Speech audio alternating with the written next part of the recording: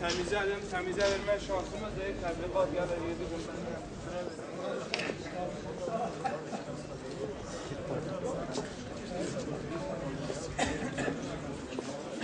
Evet.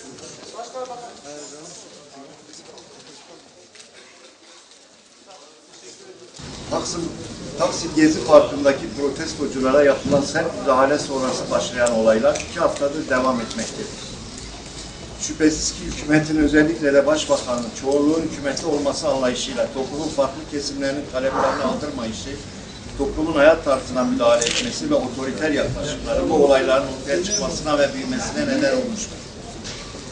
Toplumun bu büyük protestosundan gerekli dersi çıkarmayan hükümet dün de tekrar emniyet güçleriyle Taksim'e müdahale etmiştir.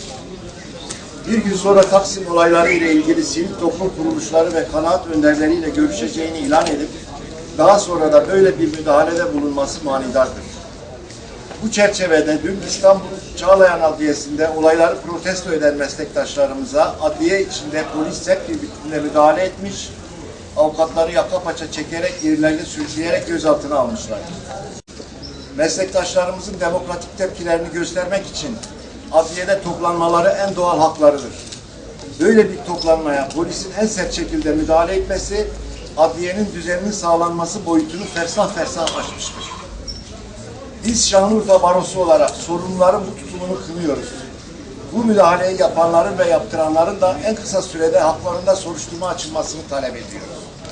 Şurası bilinmelidir ki şiddetten medet uman yönetimler toplum nezdinde meşruiyetlerini kaybederler.